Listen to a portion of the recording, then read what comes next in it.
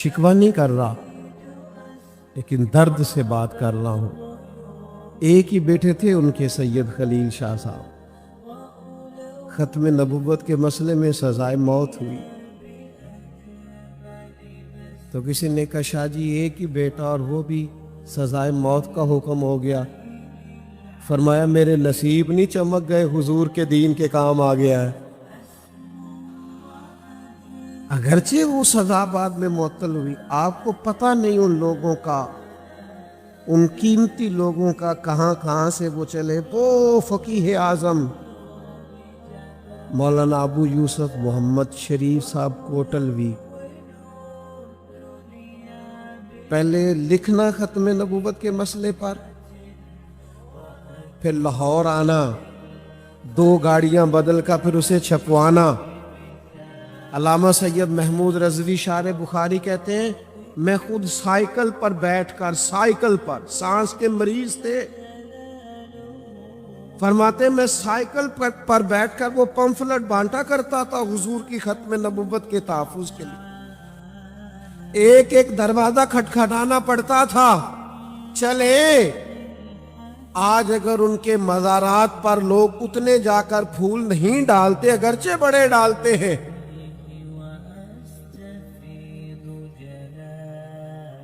آپ نے تیاری نہیں کی، صبح سوالوں کے جواب دینے تھے، تو فرمایا میرے سامنے محبوب پاک کا اسوہ تھا اور بدر والا دن میری آنکھوں کے سامنے تھا۔ میں ساری رات پڑھتا نہیں رہا، میں ساری رات مصلی پہ بیٹھا رہا اور اللہ سے مدد مانگتا رہا ہوں کہ مالک فتنہ بڑا ہے، یورپ سارا پیچھے ہے، کفر اس کی پشت پر کھڑا ہے، اگر تو ہماری تائید نہیں فرمائے گا، مدد نہیں کرے گا تو کیسے ہم آگے بڑھیں گے؟ میرے عزیزو، بڑی جد و جہد ہوئی اور علماء اور مشائخ کے تو میں آپ کو نام لے لے کے بتا رہا ہوں نا، تو وزیر خان مسجد کی گلیوں میں جو خون بہا تھا اور جن جوان بیٹوں نے اپنے سینے پیش کیے تھے اور کئی کئی گھنٹے جن کی مقدس لاشیں شہداء کی پڑی رہی تھیں، خون پھر خون ہے، یہ ٹپکے گا تو جم جائے گا، یہ دست قاتل پہ جمے یا کف صحرا پہ جمے۔ اس مسئلے کو ہلکا سا مسئلہ نہ سمجھو، یہ بڑا مشقت والا مسئلہ ہے۔ جیسے سید صاحب کہہ رہے تھے نا، حضرت امیر ملت سے لے کر حضرت امیر المجاہدین تک ایک ایک شخص نے اس پر جس نے لکھا ہے اس نے بھی جان دے کے لکھا ہے، اور کیا کیا پابندیاں تھیں، کیا کیا مشقتیں تھیں۔ اب میرے اور آپ کے ذمے کام آیا ہے، ہمارے لیے تو اتنا مشکل ہی نہیں ہے۔ کچھ احساس کے رشتے ہیں، وہ ہماری طبی حاجت ہے اور اس کی ضرورت بھی ہے کہ اگر ابا بھی احساس نہیں کرے گا تو کون کرے گا؟ اچھی طرح سمجھ لیں پوری دنیا کہ مسلمان کا جو سب سے نازک رشتہ ہے وہ رسول رحمت کے ساتھ ہے، احساس کا رشتہ۔ قرآن مجید نے کہا، اس احساس کو بیان کیا، کہا النبی اولا بالمؤمنین من انفسہم، یہ نبی مومنوں سے ان کی جانوں سے بھی زیادہ قریب ہے۔ آپ احساس کے اس حسن کو ملاحظہ کریں، اور نبی کریم صلی اللہ تعالی علیہ وسلم نے جب اس رشتے کو بیان کیا، میں درجنوں احادیث ان کا خلاصہ آپ کے سامنے رکھ سکتا ہوں کہ نبی کریم صلی اللہ تعالی علیہ وسلم نے اس احساس کو کس کس رنگ میں بیان کیا۔ حضور فرماتے ہیں میرا جی چاہتا تھا تہجد کی نماز ضروری قرار دے دوں، لیکن تم میں سے بہت سارے لوگوں کو آزمائش ہوگی، میں نے اپنی چاہت نہیں دیکھی، گویا تمہاری نیند دیکھی ہے۔ آپ اس احساس کی شدت کو دیکھیے، ایک مسواک کا وصول کتنا کو مشکل کام ہے۔ فرمایا میرا جی چاہتا تھا ہر وضو کے ساتھ مسواک ضروری قرار دے دوں، لیکن تمہیں ذرا مشکل ہوگی، لہذا میں یہ ضروری قرار۔ آپ اس احساس کی شدت کو ملاحظہ کریں کہ بخاری مسلم میں صحیح درجے کی روایت موجود ہے، حضور فرماتے میں نماز پڑھانے کھڑا ہوتا ہوں اور میرا جی چاہتا ہے میں لمبی نماز پڑھاؤں، جی چاہتا ہے رک کے پوچھا جائے یا رسول اللہ نماز تو اللہ کی عبادت ہے، حضور فرماتے جی چاہتا ہے لمبی نماز پڑھاؤں، اور یاد کراتی دیا۔ وہ بڑی خاموشی سے میرا سارا جلال سہتی رہی، اور آخر میں اس نے ایک جملہ کہا اور میں رو دیا، اور مجھے اپنے رب سے مانگنے کا طریقہ آ گیا۔ کہنے لگی آپ جتنا چاہیں جلال کریں، جتنا چاہیں ڈانٹیں، پر میرا لباس تو آپ ہی ہیں، میرے سر کا تاج تو آپ ہی ہیں، مجھے آپ بتائیں نا، میں آپ سے نہ کہوں تو پھر میں کس سے جا کے کہوں؟ کہتے ہیں بس میں اس کی بات سنی تو میں تڑپ گیا اور میرے آنسو بہے، تو وہ کہنے لگی کیا ہوا؟ میں نے کہا اگر اسی رنگ میں اپنے مالک سے کہوں گا نا مالک تو ہی میرا رب ہے، میں تجھ سے عرض نہ کروں تو پھر میں کہاں جاؤں؟ دنیا دار تو اپنے دروازوں کے کواڑ بند کر لیتے ہیں، ان کے چہروں کے تو رنگ بدل جاتے ہیں، کام بتا تجھ سے نہ کہوں تو کس سے کہوں؟ او بھائی کچھ رشتوں میں نزاکت ہوتی ہے، اسے سمجھ لیجئے۔ نبی کریم صلی اللہ تعالی علیہ وسلم نے فرمایا ہے تم میں سے کوئی اتنی دیر تک مومن نہیں ہو سکتا جب تک اس کی خواہشات اس شریعت کے تابع نہ ہو جائیں جو شریعت میں لے کے آیا ہوں، یعنی تم نے خواہش بھی وہی کرنی ہے جو رضا مدینے والے معبود کی ہے، یہ تمہاری خواہشات ہی بدل جائیں، تیری آرزو ہے کہ وہ تیری آرزو کرے پوری، اور میری آرزو ہے کہ تیری آرزو بدل جائے، تو خواہش ہی وہ کر جو حضور کی رضا ہے۔ پتہ کیا ہوا ہے؟ یہاں منبر اور محراب سے بھی کچھ اجتہادی خطائیں ہوئی ہیں، ہم نے بھی اپنے بچوں کو اس رشتے کی اس نزاکت سے آگاہ کرنا چھوڑ دیا ہے جس کا صدیوں پہلے فاضل بریلوی کو ادراک ہو گیا تھا۔ وہ سمجھ گئے تھے، دیکھیے نا، داغ دیلوی نے کہا تھا سمجھ نہیں آتی، یہ کیسی شخصیت ہیں جو سارا دن کیلو کال کی بات کرتے ہیں، فتویٰ لکھتے ہیں، اور سارا دن یہ سغرے کبرے پر بات کرتے ہیں، اور سارا دن یہ نصابی کتب پر بات کرتے ہیں اور ادق مسائل چھیڑتے ہیں، لیکن رات کو جب یہ حضور کی تعریف کرنے بیٹھتے ہیں تو کہتے ہیں ان کی مہک نے دل کے گنچے کھلا دیے، اور جس راہ چل دیے ہیں کوچے بسا دیے۔ پاکستان کے ایک معروف شاعر تھے، ایک نجی محفل میں میری ملاقات ہو گئی، تو ہم لوگ بھی کئی دفعہ، میں نے کہا نا میری طرح کے بندے بھی خطائیں کرتے ہیں ڈھیر ساری، ہم بھی سمجھتے ہیں کہ شاید بہت ساری چیزوں کے ہم ہی صرف ذمہ دار ہیں، تو میں نے ان سے کہا لکھتے بڑا اچھا تھے، ذرا مجھے بھی شغف رہا شاعری سے، میں نے کہا آپ نے اعلیٰ حضرت کو بھی پڑھا ہے؟ تو وہ ہنس دیے، کہنے لگے مولانا جس نے بھی شاعری کو پڑھا ہے نا وہ ان کی رائے سے اتفاق کرتا ہو یا خدا نخواستہ نہ کرتا ہو، جس نے شاعری کو پڑھا ہے فاضل بریلوی کو ضرور پڑھا ہے۔ تو چلے تھوڑا سا امتحان میں بھی حرج کوئی نہیں ہوتا، میں نے کہا چلو لے لیتے ہیں۔ میں نے ان سے کہا پھر کچھ سنائیے، تو پہلے تو انہوں نے اعتراض کیا، کہنے لگے ایک مولانا نے ان کے کچھ اشعار کی تشریح کی ہے، وہ عالم بڑے ہوں گے پر شاعر نہیں تھے، تو ان کے شعر کو وہ ہاتھ لگائے جو علم بھی رکھتا ہو اور ذرا شعر و سخن سے بھی تھوڑی واقفیت رکھتا ہو، ویسے نہ قریب جائے۔ تو میں نے کہا چلے کہیے۔ کہنے لگے ہم شاعر لوگ مبالغہ آرائی کے قائل ہوتے ہیں معاذ اللہ، اور ایسی ایسی مبالغہ آرائی کرتے ہیں جو بعد میں خود بھی خیال آتا ہے نہیں کرنی چاہیے، لیکن فرماتے ہیں اتنی مبالغہ اس حد تک کوئی نہیں گیا اپنے محبوب کے لیے جہاں تک فاضل بریلوی چلے گا۔ تو میں نے کہا کچھ کہیے، تو کہنے لگے یہ ذرا شعر دیکھیے ان کا کیسا ہے، رنگ کیسا ہے۔ اپنے محبوب کی تعریف کرتے ہیں، کہتے ہیں جس کی 2 بوند ہے کوثر و سلسبیل،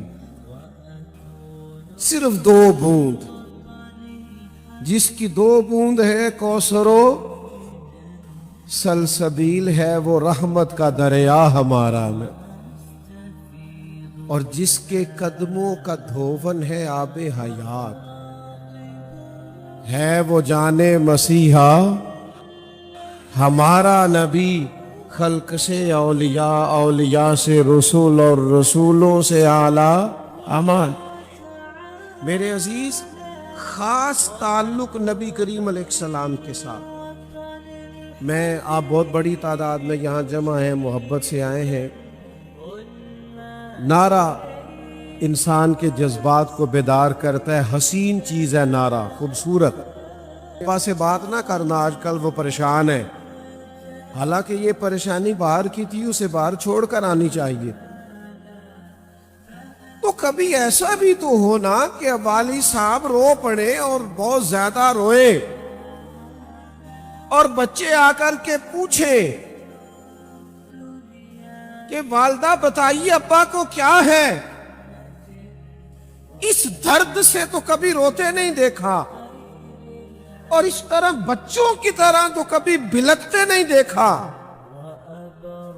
اماں کہ بیٹا تمہارے والی بات نہیں، اماں بتائیں نا کیا ہے۔ تو پھر اماں بھی رو کے کہ بیٹا بات یہ ہے کہ تمہارے باپ کو نا رسول کریم کا مدینہ یاد آتا ہے۔ یہ اس وقت جو آنسو ہے یہ خالص حضور کے شہر پاک کے فراق کے لیے، لیکن اگر والد گھر میں یہ بتائے کہ میں ابھی آیا ہوں اور 4 ٹکٹیں اگلی بھی میں بک کرا آیا ہوں، اللہ کا شکر ہے جی، جب چاہوں جاؤں، آپ مجھ سے ناراض نہ ہوئیے گا۔ پہلے لوگوں کے پاس پیسے تھوڑے ہوتے تھے، کمیٹیاں ڈالنی پڑتی تھیں، جمع کرنا پڑتا تھا، کئی جگہوں سے لوگ دعائیں لیتے تھے، کئی راتیں تڑپتے تھے۔ حضور غوث اعظم کی خدمت میں شخص آیا، سرکار بغداد کی، حضور حج پہ جا رہا ہوں، میرا نفلی حج ہے، 4تھا 5واں ہے، دعا دیجئے۔ حضرت غوث اعظم رضی اللہ تعالیٰ عنہ وہ نیرا شجرہ دے کے چھوڑ دینے والے مشائخ نہیں تھے، وہ گہرائی تک تربیت کرنے والے لوگ۔ سرکار بغداد فرمانے لگے حج پہ جا رہا ہے؟ حضور ہاں۔ فرمایا ٹھہر جا، اگلے سال جانا، نفل حج ہے نا تیرا، روک۔ کہا حضور کیوں؟ فرمایا یہ آئندہ سال بتائیں۔ اگلے سال جب حاجیوں نے تیاری کی تو رو پڑا، کہنے لگا حضور سال بیت گیا ہے، حاجی جا رہے، میرے لیے کیا حکم ہے؟ اور جب اس کے جملے ٹوٹ رہے تھے، ہونٹ کانپ رہے تھے، اور جب اس کے لفظوں جملوں میں درد پورا تھا، تو سرکار نے فرمایا اٹھ نہ میرے سینے سے لگ، اور پھر ماتھا چوم کے فرمایا اب جا حاضری دینے، اب دیکھنا کتنا کرم ہوتا ہے۔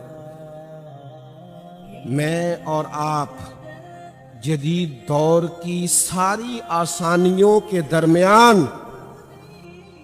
جب تک ہماری طبیعت میں وہ کیف پیدا نہیں ہوتا، وہ رنگ پیدا نہیں ہوتا، یہ حضور کی محبت کا فیض ہم نے خود دینا ہے اپنی اولادوں کو، یہ انداز ہم نے خود بانٹنا ہے، یہ درود پاک کی تسبیحاں ہم نے خود سے چلانی ہے اپنے گھروں میں۔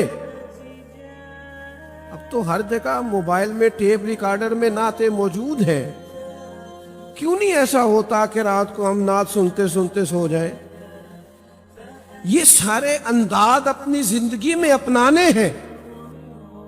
حضور نے فرمایا جب تک تمہاری خواہشات اس دین کے تابع نہیں ہو جاتی جو دین میں لے کے آیا ہوں، تمہارا ایمان ہی مکمل نہیں ہوتا۔ یعنی تم نے اپنے آپ کو سمیٹنا ہے، بدلنا ہے، اس رشتے کو تم نے حساس رشتہ بنانا ہے۔ حضرت انس بن مالک رضی اللہ تعالیٰ عنہ فرماتے ہیں حضور کے ایک غلام تھے، وہ درزی تھے، انہوں نے نبی پاک کی دعوت کی، سرکار کے ساتھ میں بھی حاضر ہوا۔ یہاں روز نہیں پوچھتے لوگ بچوں سے کہ آپ کو کیا پسند ہے، آج کیا پکائیں۔ حضرت انس بن مالک کیا فرماتے ہیں، کہتے حضور کے ساتھ گیا، اس نے دعوت کی تھی، کدو شریف اور گوشت پکا رکھا تھا، محبوب کو گوشت بھی مرغوب ہے، لیکن فرماتے اس دن میں نے دیکھا حضور گوشت ہٹاتے جاتے اور کدو شریف نکال کے تناول کرتے۔ حکمت نہیں پوچھی میں نے، فائدے نہیں پوچھے، یہ کس لیے کھانا چاہیے یہ سوال نہیں کیا، کیونکہ رنگے چمن پسند نہ پھولوں کی بو پسند، ہم کو ہے وہ پسند جسے آئے تو پسند۔ بس محبوب کو کھاتے دیکھا، فرماتے اس دن سے کدو اپنا مرغوب ہے، کدو ہمیں پسند ہے۔ میں نے اور آپ نے یہ کیا ہے کہ ہم نے اپنی عملی زندگی میں محبت رسول کا وہ رنگ پیدا نہیں کیا۔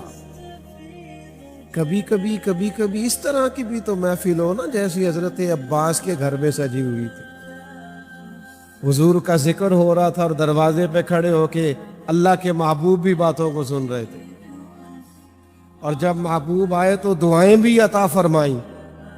جب تک ہم اپنے اس ذوق کو روز برقرار نہیں کرتے، تازہ نہیں کرتے، کافر آپ کے خلاف سازش کیا کرتا ہے؟ کیا سازش کرتا ہے آپ کے خلاف؟ اتنا سرمایہ لگا کے قادیانیوں کو پرموٹ کیا گیا۔ آج تو یہ ذرائع ہے نا آپ کے پاس، لوگ کہتے ہیں جی وہ سوشل میڈیا تھا، فلاں بد عقیدہ اس لیے معروف ہو گیا، تو اس کے زمانے میں تو کوئی میڈیا نہیں تھا، وہ کیسے معروف ہو گیا؟ اور ڈھیر ساری جگہوں پہ وہ پہنچ گیا۔ اس کو پوری طرح سپورٹ کیا عالم کفر نے۔ کس بات پہ سپورٹ کیا اس کو سمجھیے گا اچھی طرح سے۔ حضور علیہ الصلوۃ والسلام نے فرمایا وہ ہم میں سے نہیں ہے جو بیوی کو خاوند کے خلاف اکسائے یا خاوند کو بیوی کے خلاف۔ ایک بات سمجھانے کے لیے یہ روایت عرض کی،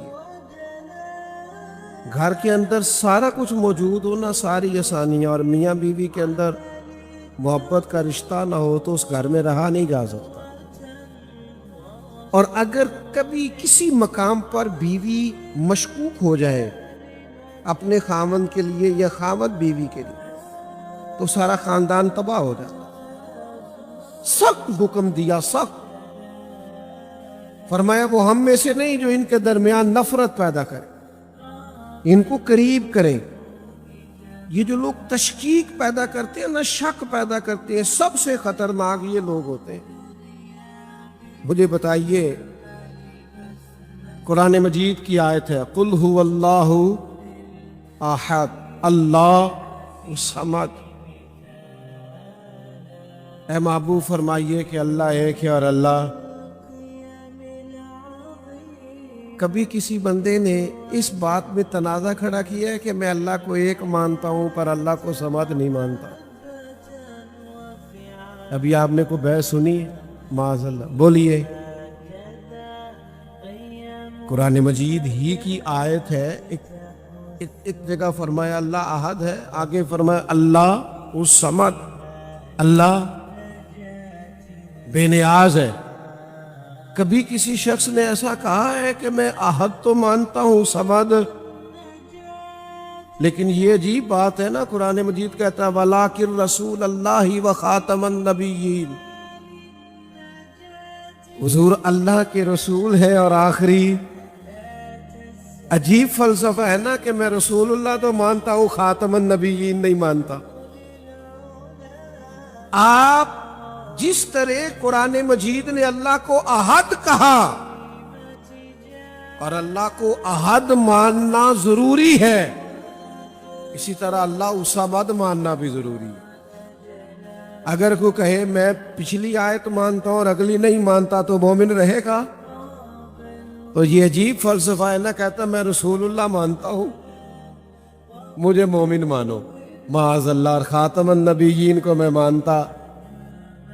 کرتے کیا ہیں؟ شک پیدا کرتے ہیں اور نبی کریم کے بارے میں شک پیدا کرتے ہیں۔ کبھی علم غیب کے مسئلے پہ بحث ہو رہی ہوتی ہے، کبھی اختیارات پر بحث ہو رہی ہوتی ہے۔ آپ یقین کریں کبھی کبھی تو دل کو تکلیف ہوتی ہے کہ یار آپ ہر اس چیز کو موضوع بحث بنا دیتے ہیں جس کا تعلق حضور کی ذات کے ساتھ ہوتا ہے۔ کبھی ان سازشوں کو آپ سمجھے بھی ہیں؟ مجھے بتائیے، ایک جلسہ ہے سیرت النبی اور ایک ہے میلاد النبی، تھوڑی دیر کے لیے آپ غیر جانبدار ہو جائیے۔ سیرت النبی کے کسی جلسے میں آپ چلے جائیے، کیا ہوگا؟ پہلے قرآن مجید کی تلاوت ہوگی، اس کے بعد نعت شریف ہوگی، چلے جیسے بھی کو پڑھے، اس کے بعد خطاب ہوگا۔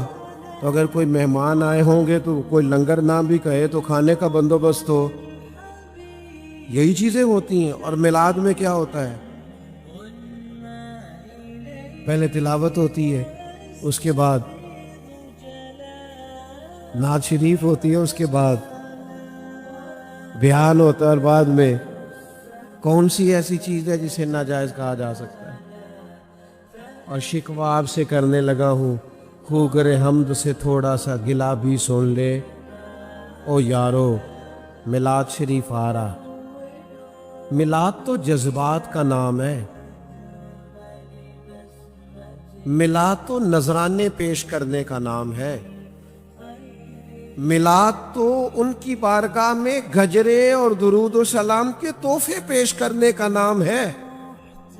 میلاد تو یہ ہے کہ تم مٹا ہوا ہو، تو کبھی دریاں بچھا رہا ہو، نیرا تو صدر بن کے نہ بیٹھا ہو میری طرح کرسی پہ، کبھی تو دریاں بچھائے، کبھی تو جھاڑو دے، کبھی تو پتیاں لگائے، کبھی تو پھول برسائے، کبھی تو کسی چیز کا اہتمام کرے اور کوئی تجھ سے پوچھے میاں یہ کیا ہو رہا ہے، وہ تمہیں پتہ نہیں میں یاد رسول میں محو ہو کے جی رہا ہوں۔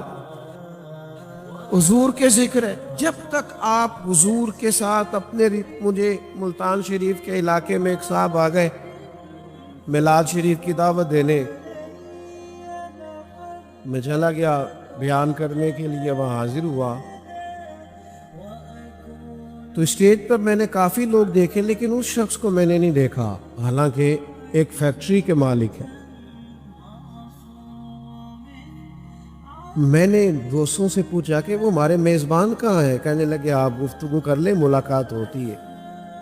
ہم فارغ ہوئے تو وہ صاحب وہاں موجود تھے جہاں لنگر پک رہا تھا اور لنگر کھلایا جا رہا تھا، اور ان کے کپڑے بھی اسی طرح آلودہ تھے، بھرے ہوئے تھے جس طرح باقی مزدوروں کے تھے۔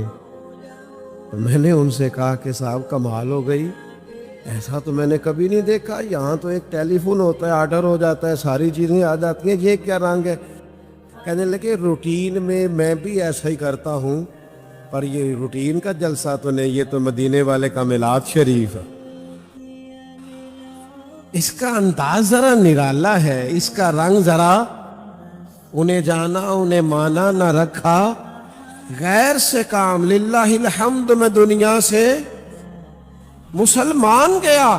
آپ کا اعلیٰ حضرت بریلوی رحمت اللہ علیہ کا بھی انداز تھا میلاد منانے کا، مختلف علاقوں کے طلباء پڑھتے تھے وہاں، کھانا ہر شہر میں اچھا ہی پکتا ہے پر ذائقہ اپنا اپنا ہوتا ہے، کچھ خاندان نمک تھوڑا زیادہ کھاتے ہیں، کوئی تھوڑا کم، کوئی تھوڑا سا کسی چیز کو زیادہ پکا کے کھاتے ہیں، کچھ تھوڑا سا کم، ذائقہ اپنا اپنا ہوتا ہے۔ جب میلاد کا موقع آتا تو فاضل بریلوی طلباء کو بلاتے، آپ کہاں کے ہیں؟ حضور میں بنگال کا ہوں، کس طرح کا کھانا پسند کرتے ہو؟ میں اس طرح کا، فرمایا اس کے لیے ذرا اس طرح کا بنا دو۔ آپ کہاں کے ہیں؟ حضور میں پنجاب کا ہوں، کس طرح کا کھانا؟ حضور میں اس طرح کا، میرے محبوب کا میلاد ہے، ذرا اس طرح کا بنا دو۔ حضور کے ساتھ رشتے کی نزاکت، آپ کے مزاج کی باریکی۔ ہم صوفیاء کی جماعت ہے، ایک بڑے صاحب دل بزرگ ایک دفعہ آ گئے تو مجھے کہنے لگے یہ صوفیاء کے رنگ میں ہمیں مسئلہ بتائیں ختم نبوت کا، صوفیاء کس رنگ میں ختم نبوت کا مسئلہ؟ تو میں نے انہیں بابا فرید صاحب کا ایک واقعہ سنایا، آپ کو بھی سنا دوں؟ مجھے میرے میزبان کہہ رہے تھے کان میں آ کے کہ تقریر تھوڑی لمبی کیجیے گا، تو میں نے ان سے کہا کہ اب ہمارا یہ مسئلہ ہے کہ خواہش ہوتی ہے کہ ایک ہی آنسو میں کہہ دوں غم دل، طوفان بیدا لانے سے بھی ہے چشم فائدہ، دو اشک ہی کافی ہیں اگر اثر کرے تو۔ آپ اگر اس بات کو سمجھ گئے، ابھی تک میں اس نقطے میں ہوں کہ ذرا اس میں نزاکت پیدا کریں، اس میں حسن پیدا کریں، آپ یقین کریں قادیانی آپ کے سامنے اپنا نام نہیں لے سکتے اگر رشتہ نازک ہو جائے آپ کا حضور کے ساتھ، صحیح مانو وہ نام نے، اس کی جرت نہیں ہے وہ کھڑا ہو کے کہہ سکے، صرف شرط یہ ہے کہ نزاکت ہو ہمارے اندر، وہ والی جو محبوب کی غلامی میں نزاکت ہوتی۔ بابا فرید صاحب رحمت اللہ علیہ کا بڑا عشق تھا حضرت خواجہ قطب الدین بختیار کاکی سے، اپنے مرشد سے، بس بات سمیٹنے لگا ہوں، بات پر غور کرنا، بڑا عشق کرتے تھے۔ تو خواجہ اجمیری صاحب کے سامنے رکھ دی، اب تو ناراض ہو گئے، فرمانے لگے کہاں گئے ہو بھائی، میں تمہیں کیا کہہ رہا ہوں، آؤ پیر صاحب کے سامنے رکھو۔ بابا فرید صاحب رو پڑے، ان کے سامنے نگار نے لکھا ہے تڑپ کے روئے، کہنے لگے حضور غلطی ہو گئی، معاف کر دیں۔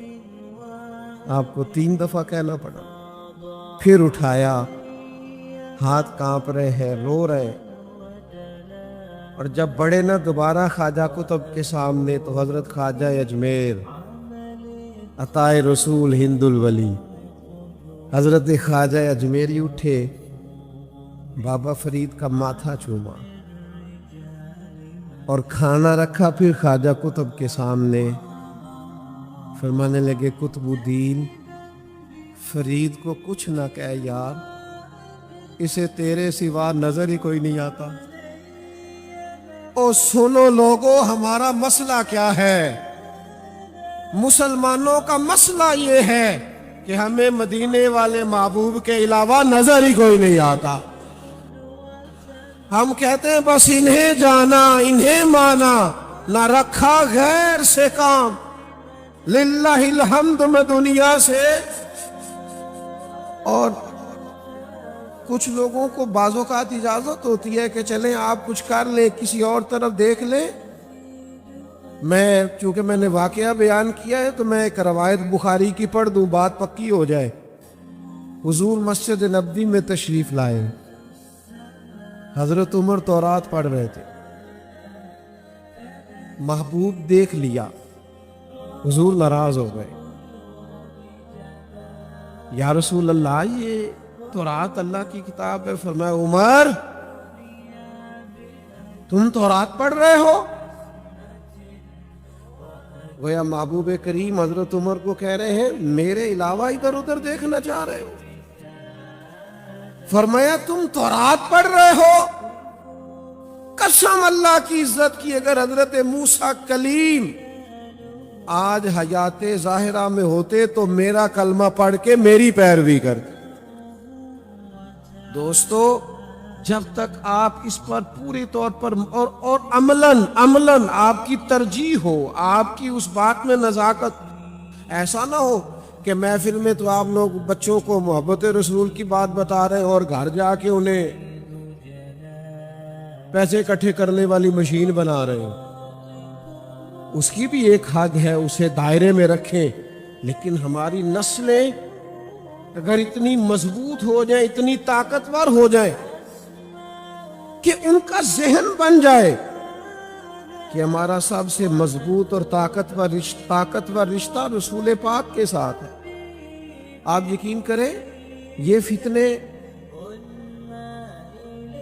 یہ ان کی تو جرت نہیں ہے کہ یہ نام بھی لے سکے ہماری نوجوان نسل کے سامنے اپنا، صرف کہیں کہیں میرے جیسے لوگوں سے، کہیں والدین سے، کہیں اساتذہ سے کمزوریاں رہتی ہیں، ہمیں انہیں تسلیم کرنا چاہیے اور آنے والی نسل کو خبردار کرنا چاہیے ان ساری چیزوں۔ جب ہمارے گھر میں بھائی میرا ایک دیہات سے تعلق ہے، والدین اگر کسی پڑوسی سے ناراض ہو جاتے تھے تو بالکل جب چھوٹے تھے نا، شعور بھی پختہ نہیں تھا، تو کوئی ہمسایہ، کوئی مہمان آگے کہتا تھا نا اندر سے ذرا بلا دو، تو کہتے تھے ہم نے نہیں بلانا، ہماری ان سے ناراضگی چلتی ہے۔ حالانکہ ہماری ناراضگی، آپ کے ساتھ بھی ایسا ہوا ہے کبھی؟ اتنے پکے تھے والدین کی محبت میں کہ 3-4 سال کی عمر پڑوسی کے گھر نہیں جاتے تھے اس لیے کہ ہمارے ابا اسے، تو بھئی ہم اپنے والدین کی محبت میں اتنے پکے ہیں